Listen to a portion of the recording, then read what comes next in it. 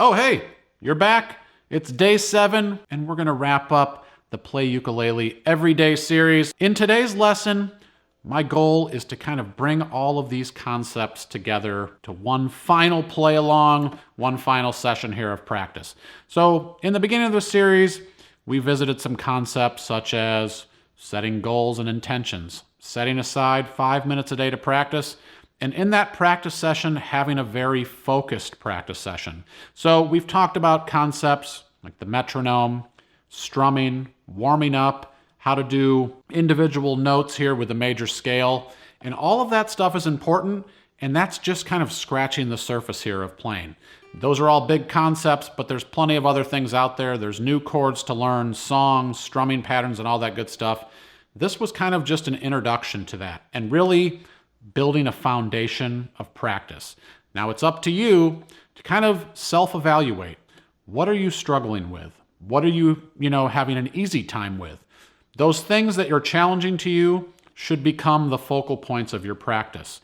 Don't just move past them because they're difficult. Spend the time to incorporate them into your practice routine. If you need to write out, maybe a 7-day goal sheet on Sunday night for your week and say, I'm struggling with this bar chord, or I'm struggling with switching to G. Whatever that may be, try to incorporate that into your practice routine. That's how you get better. That's how you kind of build confidence and comfort in all of this stuff. I hope you guys have enjoyed this series. Without further ado, get tuned up and let's get these fingers nice and warm. Here we go.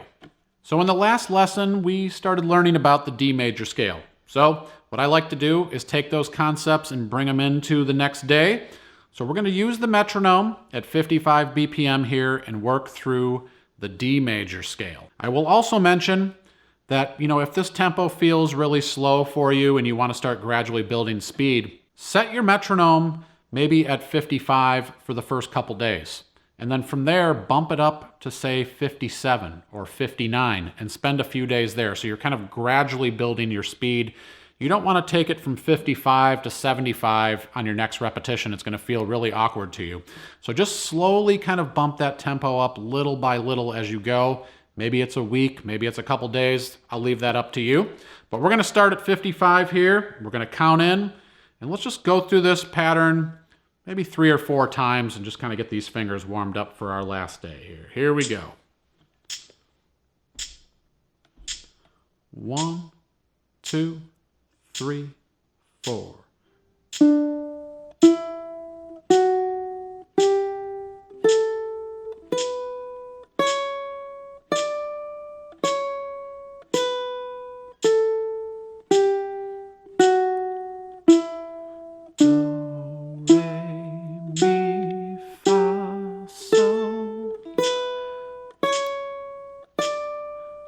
Got a little high on me.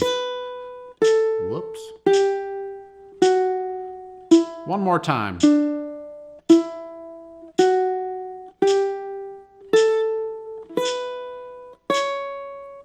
Almost there.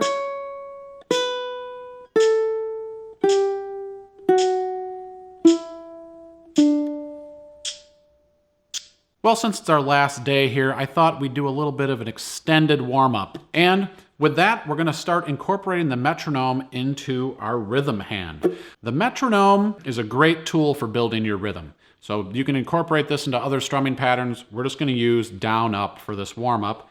So every time I do a down strum, that will be on the beat. So it would be 1 and 2 and 3 and 4 and. So every time I hear the click, I'm doing a down strum. The in-between, which is and, is an up strum. So let me just demonstrate that really quick for you here. So again, I'll count in, kind of start feeling the tempo here, swaying with a little bit. You can even kind of start getting your hand ready as you go. So I would just be playing 1, 2, 3, 4. 1 and 2 and 3 and 4 and 1 and 2 and 3 and 4 and. So that's just a quick little demonstration of how to do it. We're going to try that together now.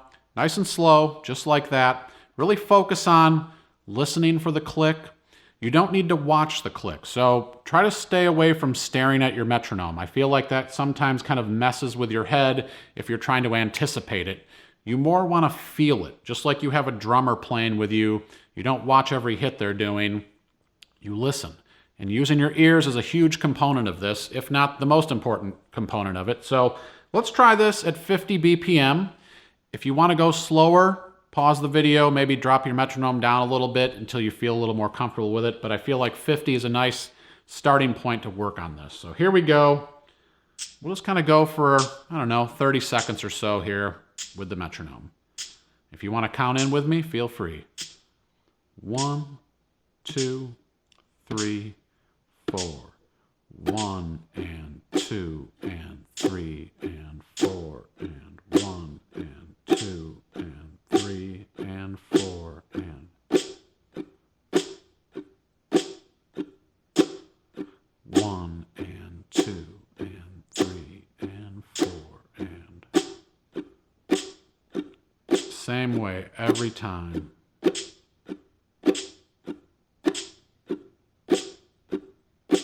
One more, 2 and 3 and 4 and. So if you're starting to feel like, that's a little bit monotonous to sit there and just kind of do a muted strumming pattern with a metronome, it seems like, a robotic thing, try doing a little bit of variation. Vary your attack, try to strum maybe a little bit more attack, bring up your dynamic. Try to strum really quiet. Those are little things that you can kind of work on within an exercise that make it more fun. I try to do that when I'm playing piano. I'll kind of vary my dynamics and do little different things to just kind of add a little bit more fun to it. Feel free to do that. This is supposed to be fun. You're playing uke. So I hope you're feeling warmed up. Now we're going to get into kind of bringing a bunch of these concepts together here for our one thing for the day. All right, well, to bring this all together, I thought it'd be a good idea to take the metronome concept of using it with strumming and kind of bring that together with all of the practice that we've done with the major scale. So for this exercise, I'll be playing C, A minor, F, G7 with a simple down, up strum with a metronome. Now, I'm going to give you two choices here. One, you can play with me just doing the strumming pattern. Or if you want to vary it up a little bit and you're at home, I'll play the rhythm. And what you can do is play the C major scale. So because I'm playing chords within the key of C, you can play all of the notes from do, re, mi, fa, sol, la, ti, do over that chord progression.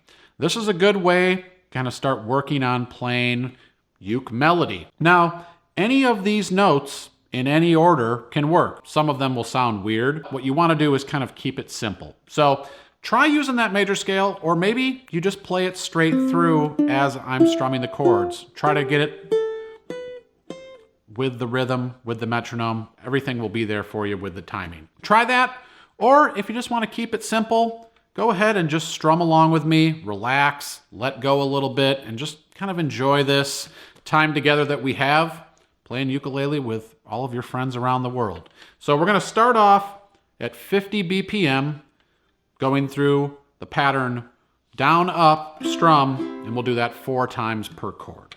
So here we go. Start feeling that tempo. 1, 2, 3, 4. 1 and 2 and 3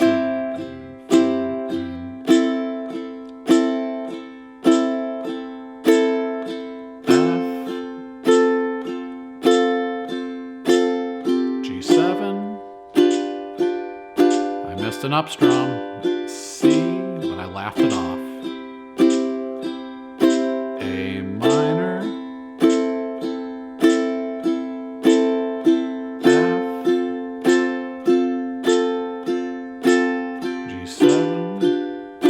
All right, keep it going. It's a test of endurance.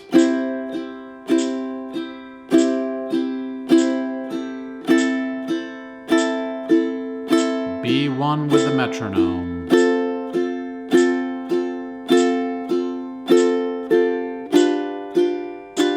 Last time, you guys got this. C.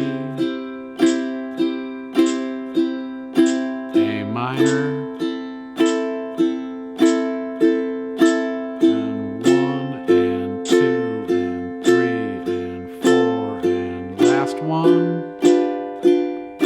and on the C.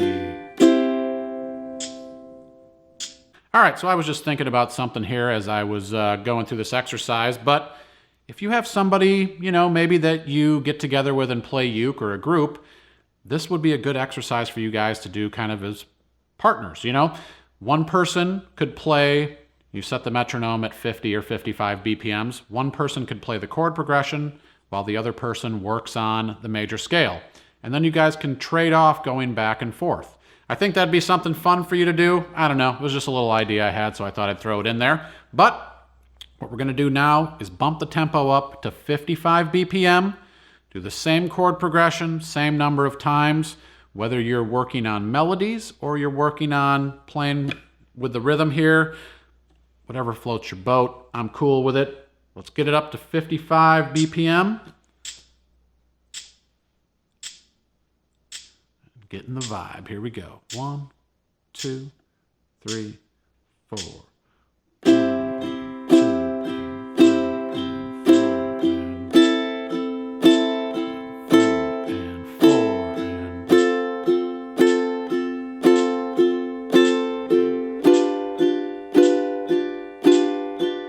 Keep smiling.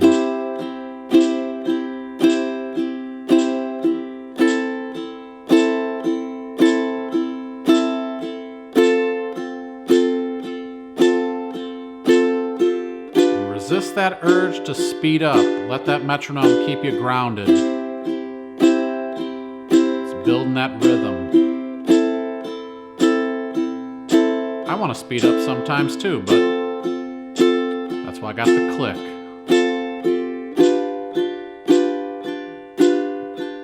One more time. 1 and 2 and 3 and 4 and F, G7, and on the C. 2, 3. All right, for our last question of this series here, and this is a great question. This comes from Joanne. She says, my question is, why don't you play the G string? Just wondering, there is 4 strings. So I'm guessing you're referring to using the major scale in our warm-up and some of the 1, 2, 3, 4 exercises that we've done for warm-up. Now the reason that I don't use the top string is because if you notice here, the top string G is very high-pitched, and then we go into a lower octave here for the C. So if we were to actually try to do the major scale using the top string going down through all 4 strings, kind of listen to what this sounds like here if I were to just kind of play through some of these notes here. So if I were to play A, B, and then I went to the C note, it kind of sounds weird, doesn't it? A, B, C, D, E, F, G, A, B, C. So because of the way that we string the uke with a high string here on the G, it does make it weird for playing scales. Now, there are ways of doing it, but for just these exercises, using the bottom 3 strings is okay. 4 string could be used if you were to put a low G string on it. Now that would kind of change that, and that's a whole video in and of itself, so I'm not gonna jump into that completely. The main answer here to that is, it's because this high G string is in a different register ultimately, so as you go down here vertically through the scale, it's just a weird jump that doesn't really work. As we kind of finish up here with day 7 of the Play Uke Every Day series, I just wanted to kind of revisit some of these concepts that we've talked about throughout the series, and that's setting an intention, figuring out what it is you really want to improve upon. Do you just kind of want to get to the point where you feel comfortable, where you sit down and you can play a few songs? Or do you want to move on to becoming a virtuosic uke player, maybe like Jake Shimabukuro? Don't limit yourself. If you're thinking to yourself, well, I'm only going to be this good, you might only be that good. So set your intentions for improvement, but also keep in mind that this is something that you want to enjoy. Enjoy the process of learning. There's no finish line with uke, so that's why I like to use the word intention, because that's something that you can use as a guiding principle as you go, more so than a finish line of something that, you know, hey, I've conquered this instrument, I don't need to play it anymore, I've got it down. I don't ever want you to think about it that way. I want you to think of this as your little companion, your escape, your mental escape from the world that we all can use sometimes. So I hope you keep these concepts in mind. I hope you're having fun with this. And know that it's okay to make mistakes. You're going to make mistakes along the way. Try to laugh at them. Try to learn from them. And again, just have some fun with this instrument. It's been a pleasure teaching you guys throughout this series. This is no way, shape, or form the end of the videos. There's going to be a new one every Tuesday for you. There'll just be some different things in there. So I put together a PDF that I want you guys to get from allforuke.com. It's free.